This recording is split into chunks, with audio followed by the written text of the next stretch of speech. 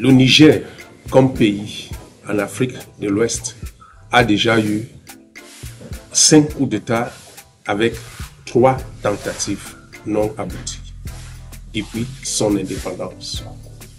Le Niger est l'un des pays en Afrique de l'Ouest où les coups d'État sont constants. En effet, quand on comprend, quand on entend un coup d'État au Niger, ce n'est plus nouveau parce qu'ils ont l'habitude des coups d'État. Il y a de cela 18 mois, le dernier coup d'État, celle du général Tiani, a eu lieu, où le président démocratiquement élu, Mohamed Bazoum, a été déchu du pouvoir. Ce coup d'État a fait autant de bruit parce que ça arrivait au moment où la CEDEAO, à l'époque le Niger encore membre, avait exigé formellement de ne plus tolérer les coups d'État en Afrique. Parce que la CEDEAO en elle seule comptait déjà 3 coups d'État. Celle du Mali, celle du Burkina Faso et celle de la Guinée-Conakry.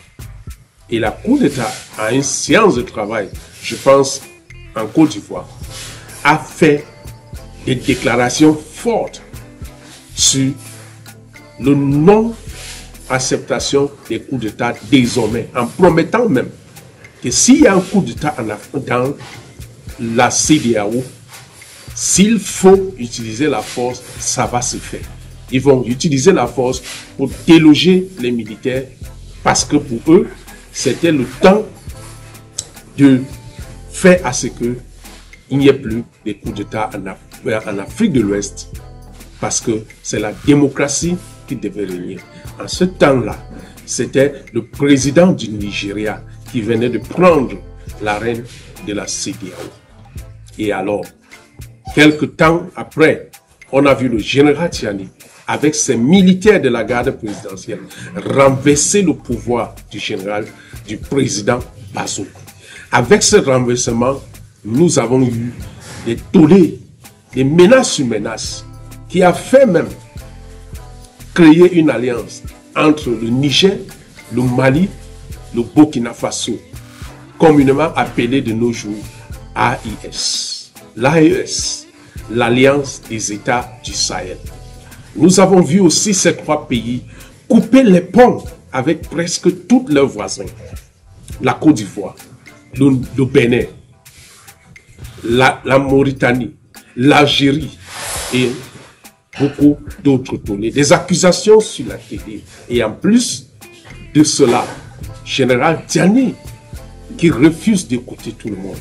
Mais boum, quelque chose s'est passé. Et c'est cela notre deuxième partie de cette édition.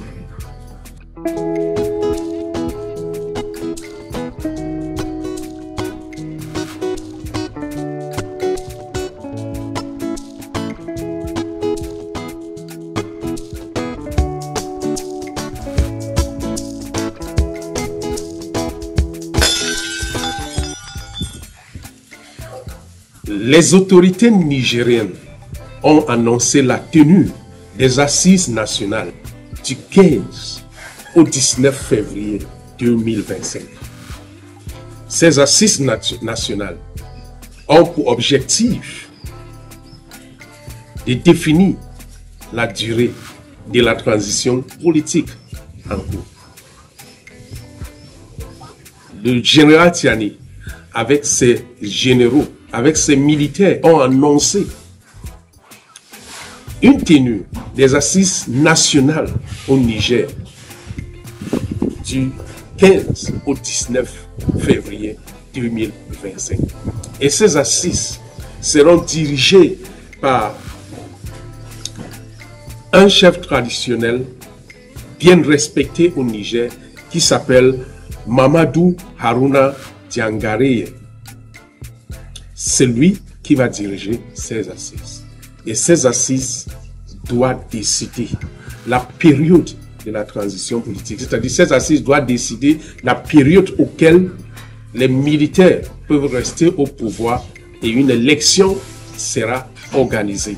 Ça arrive après 18 mois au pouvoir, avec beaucoup de manifestations au Niger, avec beaucoup de choses qui se sont passées.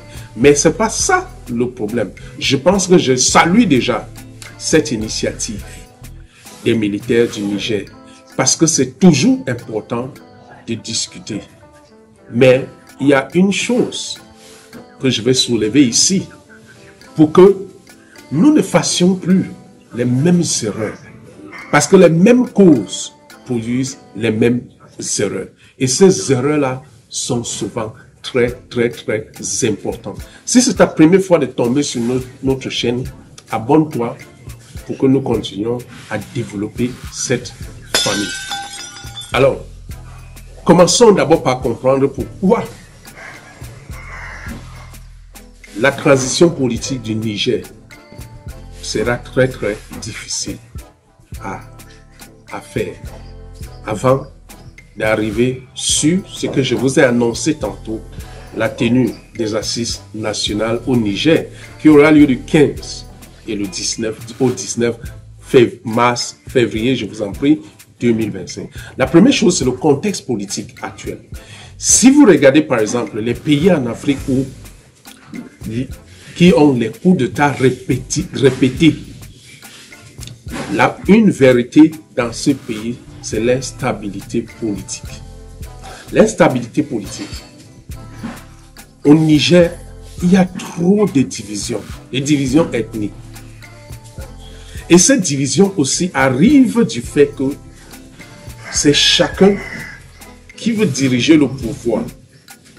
Si un tribu est au pouvoir, ce tribu a tendance à regarder que c'est ressortissant, son peuple.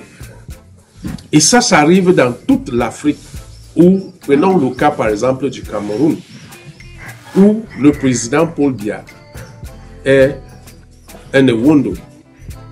Vous allez au Cameroun par exemple, vous allez voir que l'administration est dominée par les gens qui viennent de la même région que lui. C'est la même chose au Niger. Donc cette attitude crée l'instabilité politique. Et quand il y a l'instabilité politique, il y a les conflits internes. Donc actuellement au Niger, qu'on veut ou qu'on ne veut pas, il y a trop de conflits internes. N'oubliez pas aussi qu'il y a le fait que le général Tiani, quand il vient au pouvoir, ils ont arrêté certaines personnes de l'ancien régime. Ils ont même fait partie d'autres. N'oublions pas aussi que pendant la période du général Tiani, on a vu naître une rébellion qui réclamait et qui continue même toujours avec des sabotages sur le gazoduc chinois qui amène le pétrole brut au Bénin, au port de Semekoji, pour être envoyé en Hexagone. Cette division interne, les conflits internes font à ce que cette transition politique s'annonce très fort. S'annonce très fort. Pourquoi je vous dis ceci? Je vais revenir sur mes recommandations sur les assises nationales. Et comme j'ai dit, ça ne vaut pas la peine de faire les mêmes choses parce que les mêmes causes produisent les mêmes erreurs, les mêmes effets, je vous appelle. Alors, parce qu'il y a ces conflits internes, il y a les défis sécuritaires. Nous savons très bien que malgré les annonces entre les trois États, le Burkina Faso, le Niger, le Mali, ils n'arrivent même pas à faire face au terrorisme. Parce que le terrorisme, en vrai dit, dans ces zones-là, parfois ce n'est pas le terrorisme, c'est le mécontentement, c'est la manifestation de mécontentement de certaines personnes qui pensent que l'État central ne les regarde pas. Allez par exemple dans ces zones, vous allez voir que le développement n'existe même pas. Il n'y a presque pas de routes. Mais ça, ce n'est pas notre sujet d'aujourd'hui. Donc, les conflits internes sont très importants à prendre en considération. Si ces assises nationales ne prennent pas en considération ces deux aspects, ça sera inutile de l'organiser. Nous avons vu à chaque fois en Afrique, quand il y a coup d'État, il y a toujours ces assises. C'est le nom qui change. Dans d'autres pays, on va dire dialogue national et ainsi de suite. Mais la question c'est quoi l'approche? Très souvent en Afrique, l'approche d'organisation de ces assises nationales, c'est la division. Ça veut dire, ceux qui ne sont pas avec nous, on ne fait pas avec eux. Nous avons vu par exemple au Cameroun, avec la crise anglophone, où le président Paul Biya a organisé le dialogue national que lui-même n'a jamais participé et a décidé de choisir ceux qui devaient participer et des vrais protagonistes même n'étaient même pas concernés. Si le général Tiani veut organiser les assises nationales, il doit faire face à tous ceux qui sont contre lui. Parce que s'il ne prend pas cela en considération et qu'il fait avec le peu de gens, les gens qui vont venir, comme on appelle en anglais les hand clappers, qui vont venir applaudir, le saluer, le féliciter, ça ne change rien. Ça ne va jamais changer. On va retrouver aussi que demain, d'autres personnes seront mécontentes et vont prendre les armes pour venir aussi prendre le pouvoir. Donc la première chose que le général Tiani doit prendre en considération, c'est de légitimer son autorité. Et pour faire cela, il doit rassembler tous ceux-là qui ont des griefs contre lui. D'abord, ceux qu'il a renversés et ceux qui sont contre lui.